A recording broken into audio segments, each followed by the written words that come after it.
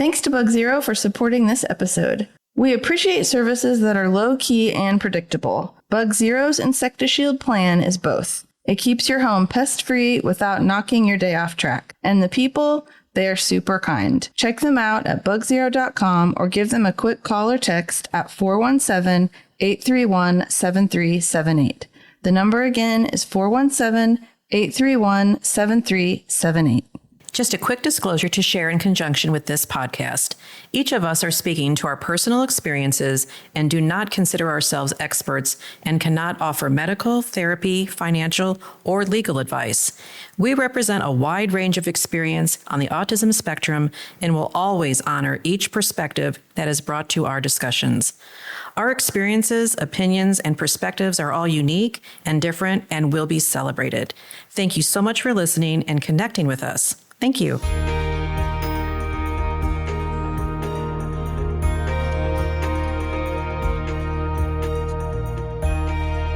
Welcome to Navigating Adult Autism. We are just a bunch of moms with a lot of perspectives, a lot of opinions, and a lot of experience. We appreciate you listening. Welcome to this episode, and this is in the news. And in the news is the new Autism Barbie.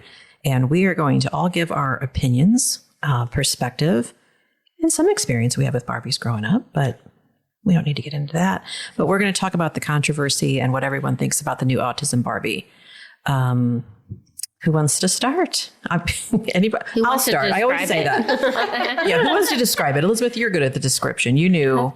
What does the Autism Barbie look like? What does she come with? What is she all about? I think they're, trying to represent, because Barbie does represent all sorts of different cultures and different, which is a good thing, employment, all sorts of different education levels and physical traits and different things. So what I've gathered is how they're representing Barbie with autism is that they have, the Barbie has, headphones, and then a fidget spinning ring in her hand, and then she does have a. Did you say she does have I think it's a talker tablet. Yeah, I think that's what it's supposed to be. And then I also heard that the clothing is accessible, so like tagless, maybe no seams. I don't know. I haven't actually purchased one or anything, but yeah, that's kind of the descriptions that are going around. So I did reach out to my oldest, who is a girl, and asked her what she thought. And Nicole has an autism diagnosis, and she actually hadn't even heard, and it's kind of all over. So I'm not, it's not trending in whatever social media atmosphere. Yeah, it really has. It really has. So that was kind of interesting. So she looked it up, and she said she really felt that it was okay, that it was a good representation of somebody with autism. She felt the things that they, those devices and the add-ons made it recognizable as autism, but not stereotypical, because a lot of people use headphones. A lot of people use the fidget spinners. So she said it was, she felt it was a really good representation, and she was kind of impressed. She just thought, again, it was just awareness, not just awareness. I don't think it's an awareness tool. It's just that's kind of what they do. It's their mode of operation in that company is to try to represent different female women characters. Yeah, so creating a doll for every population. Yeah. Yes. Everybody that wants a doll, they can find one that they can associate with and attach to. I think the representation part, yeah. Oh, because they have one like with a wheelchair and that had come out previously, and My first impression was, oh boy. Here we go. Here we go. That was my first initial impression. Like, oh boy, okay? This is going to, blank is going to hit the fan. Yeah. So much controversy in the autism community. Oh, it's so crazy. It's so exhausting. Crazy. And then I thought there's no way they can capture it all in a Barbie. So this is interesting. Like, does this Barbie have meltdowns? Does this Barbie throw things? I mean, there's just so much. I mean, I'm proud about it. I love that Barbie represents everybody. I love Barbie. Yeah. There's just so much they're missing with it, I guess. It's not the true story, but because it's only visual. They can only give a visual representation. Yeah. And, although my daughter at her age did not feel those things were stereotypical, I almost maybe felt they were a little stereotyped. But she didn't because at her age, so many people utilize those items. True. It's a good point. But I do think the point of them designing it that way is so that you would, I mean, to me, the benefit, I mean, we can go into all the negative stuff that's been in my feed for the last week. That's exhausted me mentally. But I will say that if you have a neurotypical kid that gets this doll and they are somehow, and that helps them like understand maybe somebody they're going to school with and they're nicer to that person, then I say it's a victory. Right. Does it go super, super deep into? No, it's a doll. And so I think, well, let's just get into it. A lot of people that live on the severe end with profound autism are struggling with the doll. Not everyone, but just like I said, some of the stuff that's controversial that comes up, and it seems like, yes, the autism community since 2013, and they changed the diagnostic criteria, has been a hot mess, a hot emotional mess, because we have people on the same spectrum that are so drastically different. Yeah. And there's like sometimes people in certain sections that don't realize and understand that there are people with severe autism, 26.7% actually. Anyway, my personal opinion is that it's a Barbie doll, and I've got way bigger fish to fry than to fight with people about a Barbie doll. I love Barbie dolls. Thought they were awesome growing up. And I think their intent is well intended. And so I'm going to just head with the intent part. That's kind of where I lead and make decisions. So their intent is to broaden the scope of understanding for kids that are going to buy that doll. Mm-hmm. I think that's great. Yes. So good for them. I think the negative part that I'm hearing just on my end of things, I guess I follow too many people, but I'm getting a lot of it. It's very interesting because when you said algorithm, like you're seeing all these things because you have a very active, heavy, profound community. Following. Yeah. Yeah. You know what I mean? Saw it twice, commercials, but only when I was curating our Navigating Adult Autism page. Okay. I only saw it there. So I never saw it on my regular feed. I've seen like 1,000 people's opinions because they've all done videos and TikToks and whatnot. And I've had to, not like I've listened to all of them, but I think the general, why some people are upset is what Mary was saying. You're never going to represent this many people at all these levels in one doll, right? Which I don't think was their intent. So I'm not, like I say, I'm fine with the doll. But they're talking about, like, I think the concern is that it's kind of glazing over the reality of what autism is. So if a kid thinks, oh, it's just this beautiful girl with headphones and it's way a little bit deeper than that. But I don't think that's probably what Mattel is trying to do. Anyway, but Mattel worked with an organization called Autistic Self-Advocacy Network, and that's who helped them develop it.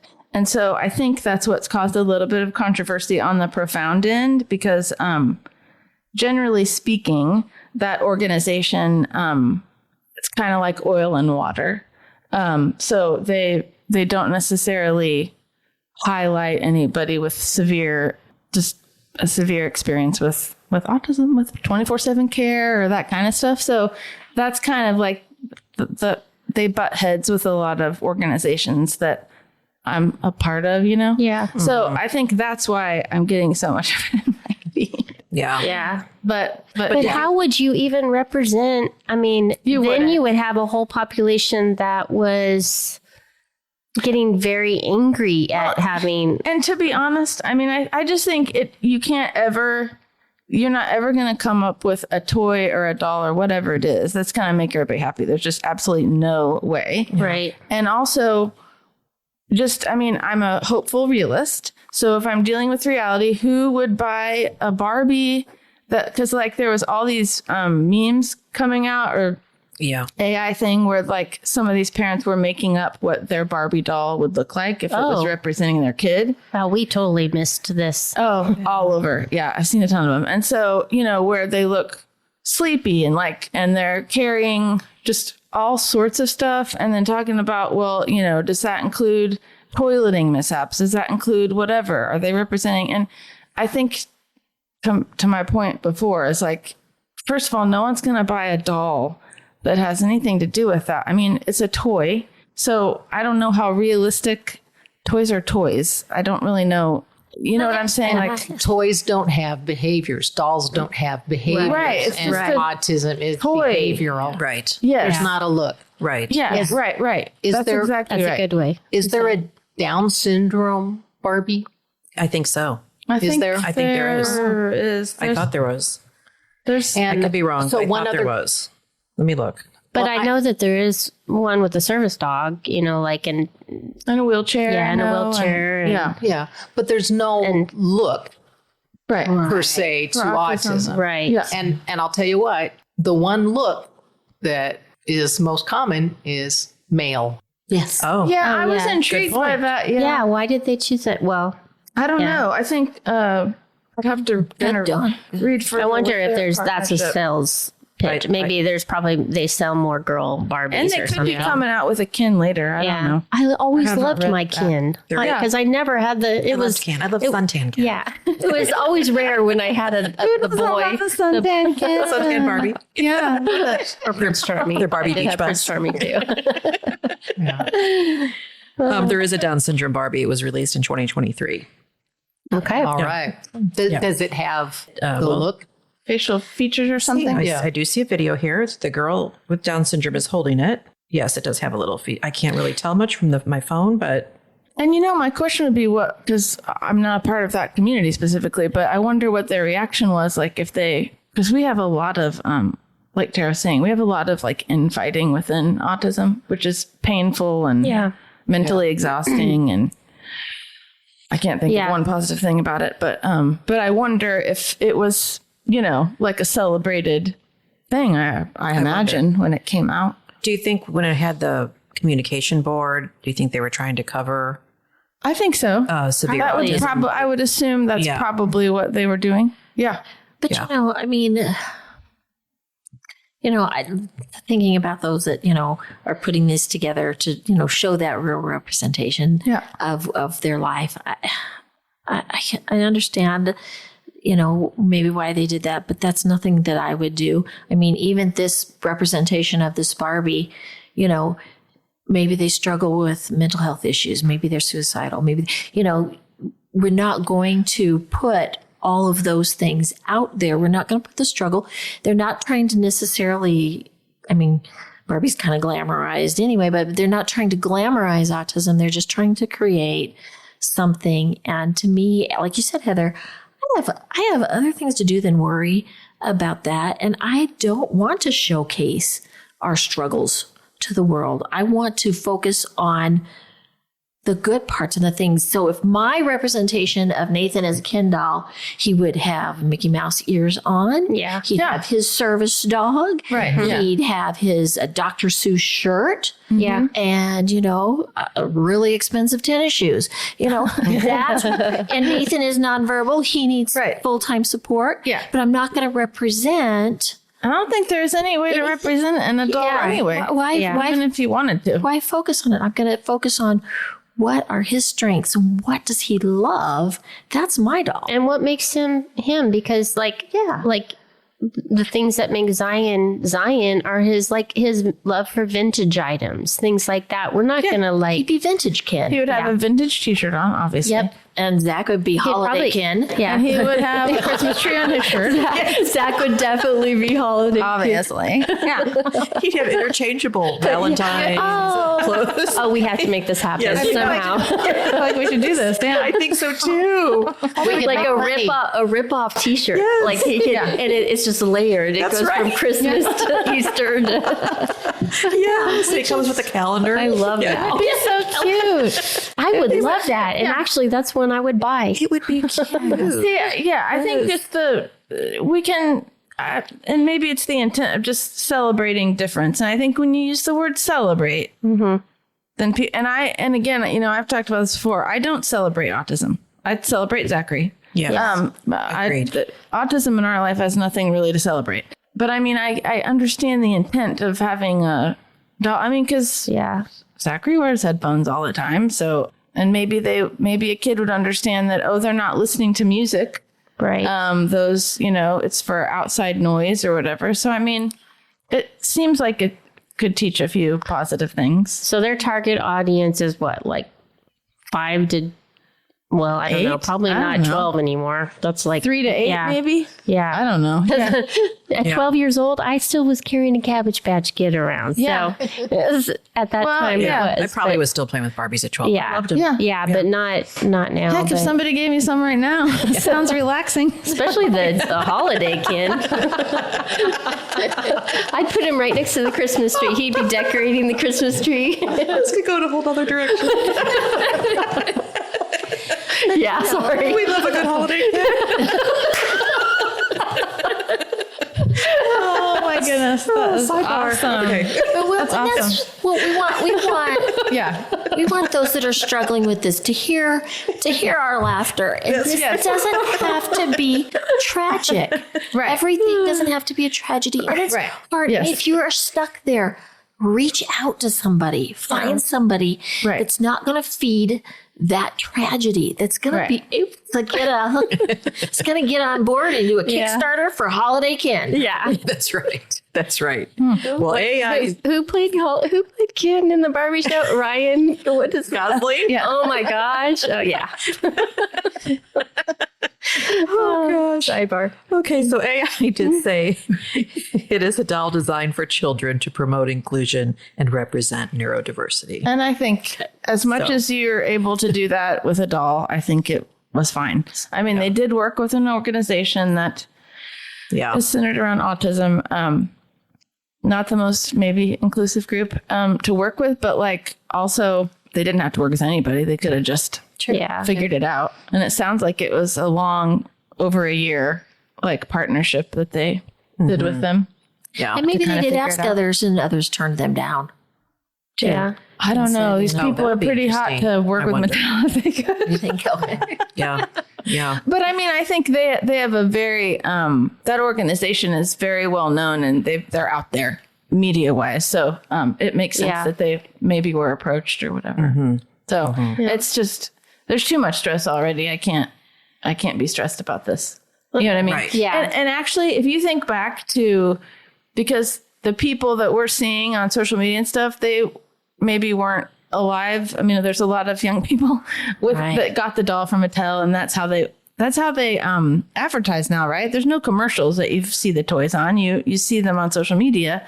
And I was just seeing a lot of people with autism kind of reviewing because they got the box from Mattel, I guess, because they're whatever. But I was thinking 20 years ago when we were all just starting Autism Speaks walks and all that stuff. I mean, there wasn't even a commercial on television. Like people had no idea still what autism even was. And so I think as a young mom, if there had been this Barbie come out, I would have cried my eyes out. I would have too. Yeah. So, I mean, if I think of it that way, I just think. Remember when the Build-A-Bear came out? Oh, yeah. Yeah. Yes. Yeah, we all rushed to go get a Build-A-Bear. Because we thought, oh my gosh, someone knows we exist. I'm older and I don't know about that. I don't know what it looked like. Build-A-Bear, it was had puzzle pieces. Yeah. Right? It was just a bear you could stuff, where you put the but yeah, it was for autism. They did in April. Yep. And any place that even acknowledged. That's true. Yes. Yeah. It just warmed our hearts. Oh, we were just like, thank you. You see us. You see us. Yeah. So, I mean, when I think of it that way, I just think that we should all calm down a little bit. Yeah. Yeah. And you know what I mean? Okay. Yeah. That's my thought. Yeah. Good idea. Okay. It's generated a lot of conversations. Yeah. Yeah. Right. So, all right. Well, that's our information in the news with the Autism Barbie. All right. Okay. Stay tuned for Holiday Ken or whatever we're going to make. Yes. We'll make sure to talk about that again. Okay. Bye. Bye. Thanks for listening. Bye. Bye. Well, you can find us on Apple or Spotify or on our navigatingadultautism.com page. The first 5 episodes of there are 5 episodes on navigatingadultautism.com. We also have a YouTube channel now.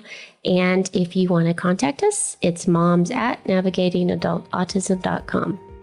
Thanks for listening. Thanks for listening. Bye. Bye-bye. Thank you. Bye-bye.